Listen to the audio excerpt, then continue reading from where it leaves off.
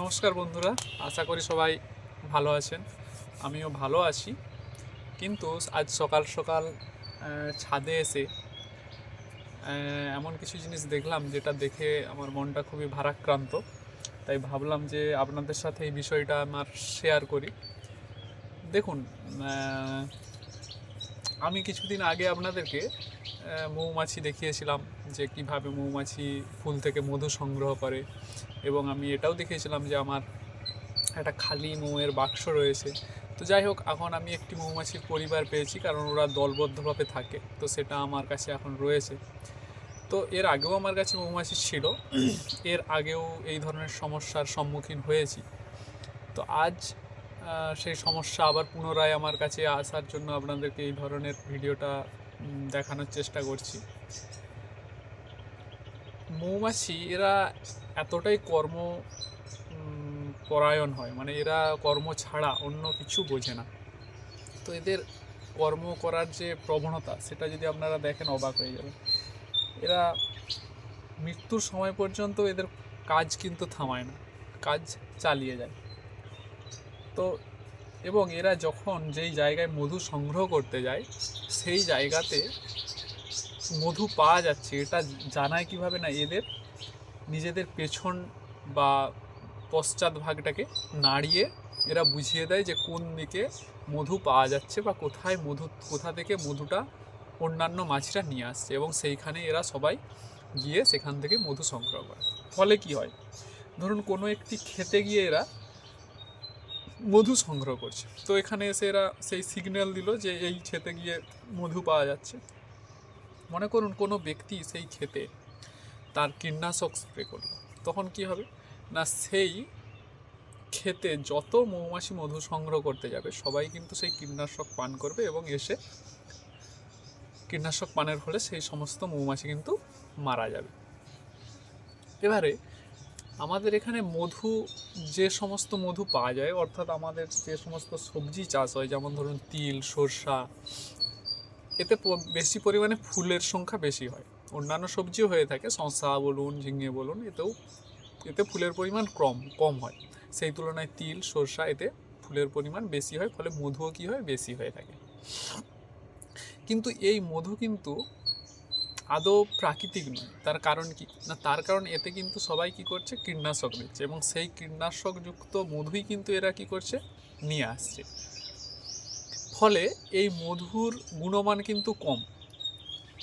এবং তাহলে প্রাকৃতিক কোনটা না, যে সমস্ত জঙ্গলে, যেমন ধরুন সুন্দরবন এলাকার যে সমস্ত মধু, এটা পুরোপুরি প্রাকৃতিক।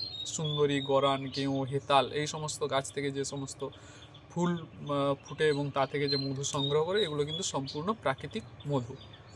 এবং এছাড়া ইউক্যালিপটাস, এতে তো আর কেউ কীটনাশক স্প্রে করে না, বা জঙ্গলে কেউ কীটনাশক স্প্রে করতে যায় না। কীটনাশক স্প্রের ফলে কিন্তু আমাদের শুধুমাত্র যে পতঙ্গ মারা যায় তা নয়, মানে শুধুমাত্র মৌমাছি মারা যায় তা নয়, এছাড়াও অনেক উপকারী পতঙ্গ কিন্তু মারা যায়।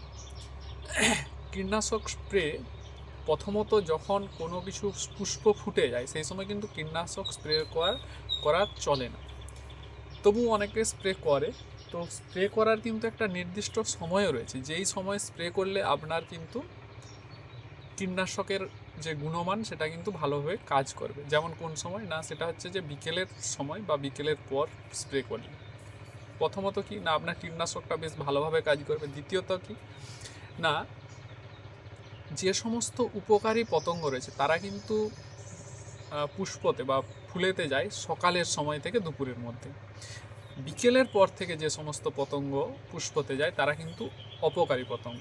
তাহলে আপনি যেই সময় অপকারী পতঙ্গ যাচ্ছেন, সেই সময় কীটনাশক স্প্রে করলে আপনার অপকারী পতঙ্গই মরবে, উপকারী পতঙ্গ কিন্তু মরবে না। এবার এই সমস্ত পতঙ্গ কী হয়, ফুলে গিয়ে কী হয়, পরাগায়ন করে, ফলে আপনার যে ফুল থেকে যে ফল হওয়ার রেশিও, সেটা কী হয়, অনেকখানি বেড়ে যায়। কিন্তু এই কীটনাশক স্প্রের ফলে আমাদের উপকারী পতঙ্গরা মারা যায়, এবং এই উপকারী পতঙ্গ মারা গেলে মানে দেখলেও খুব কষ্ট হয়।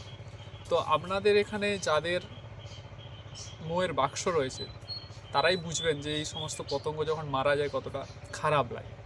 তো আমরা মানুষকে যদি বোঝাতে যাই, সাধারণত মানুষ বুঝতে যায় না, তো নানান রকম অজুহাত দেওয়া হয়। কেউ বলে আমার সময় নেই বিকেলে, তো আমি কেন করতে যাবো। কেউ বলে তুমি মধু খাবে, আমি কেন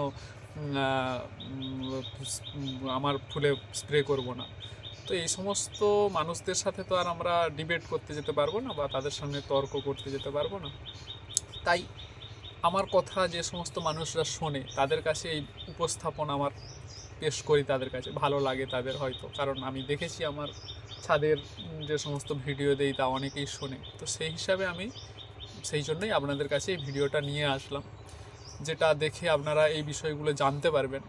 জানলে কি হবে না, আপনারা হয়তো পাশের জনকে বলতে পারবেন না, কিন্তু আপনারা পরবর্তী প্রজন্ম বা আপনার পরবর্তী যে সমস্ত মানুষ রয়েছে, আপনার পরিবারের মানুষদেরকে আপনারা কিন্তু এই বিষয়গুলো বোঝাতে পারবেন। তো দেখুন এখন এই অবস্থায় আমার মৌমাছির অবস্থাটা দেখুন, কি পরিমাণে মাছি মারা গিয়েছে, এবং এরা মৃত্যুর সঙ্গে লড়াই করছে, তবু কিন্তু কাজ করে চলেছে। দেখাচ্ছি জিনিসটা দেখুন, দেখুন এই দেখুন কি পরিমাণে মাছি মারা গেছে। দেখুন এরা যে কোনো একটি খেতেই গিয়েছিল, সেই খেতে সবাই এক জায়গাকেই মধু সংগ্রহ করতে গিয়েছিল, এবং সেখানে কীটনাশক স্প্রের ফলে এরা কিন্তু এসে মারা গেছে। দেখুন এই সমস্ত মৌমাছি যেগুলো বের হচ্ছে, এরাও কিন্তু প্রত্যেকেই কীটনাশক যুক্ত খাবার খেয়েই এসেছে, কিন্তু এসেও এরা কিন্তু বাক্সের মধ্যে যেই কাজটা করছে সেটা হচ্ছে বাক্সের ভেতর যে সমস্ত মৃত মৌমাছি রয়েছে তাদেরকে বের করে বাইরে বের করে দিচ্ছে, কারণ এরা হচ্ছে খুব পরিষ্কার পরিচ্ছন্ন থাকতে পছন্দ করে। এদের যে ঘর, সেই ঘরকে খুব পরিষ্কার রাখতে এরা পছন্দ করে। দেখুন কত মৌমাছি ভেতরেও মৃত অবস্থায় রয়েছে।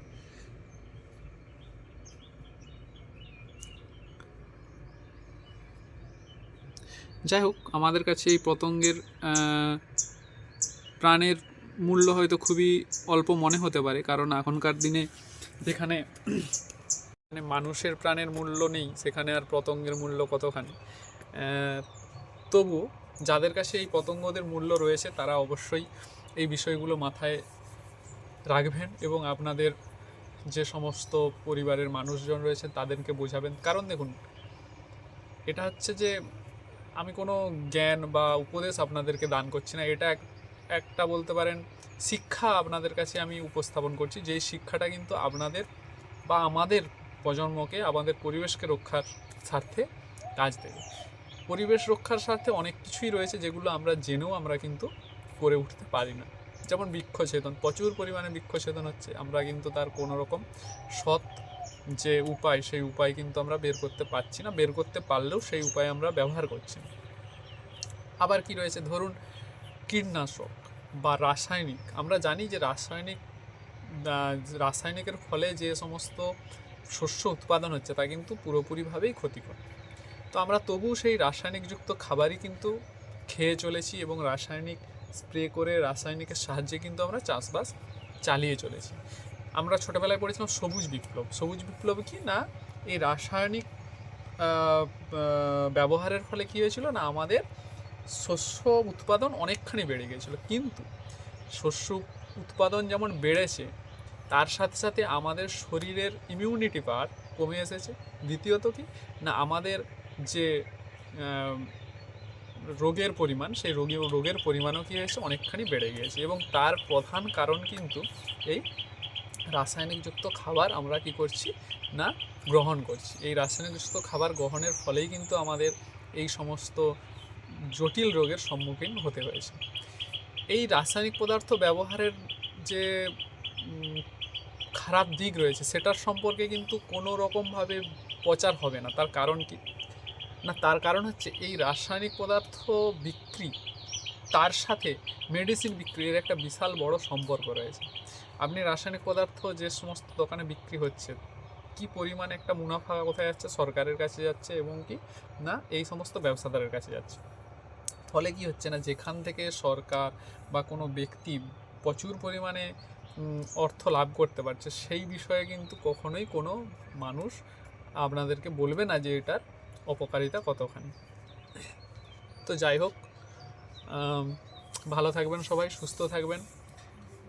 এই সমস্ত বিষয়গুলো যদি পারেন তাহলে মাথায় রাখবেন, এবং আপনাদের অন্যদের সাথেও আপনারা এই সমস্ত বিষয়গুলি আলোচনা করবেন এবং মানুষের মধ্যে এই সমস্ত জ্ঞানগুলো বা শিক্ষামূলক আলোচনাগুলো আপনারা চালিয়ে যাবেন। ফলে কী হবে না, আমাদের পরবর্তী প্রজন্ম হয়তো ধীরে ধীরে এই সমস্ত বিষয়ে অবগত হয়ে তারা তাদের পরিবেশকে পুনরায় ভালো করার চেষ্টা চালাবে। ধন্যবাদ, সুস্থ থাকবেন।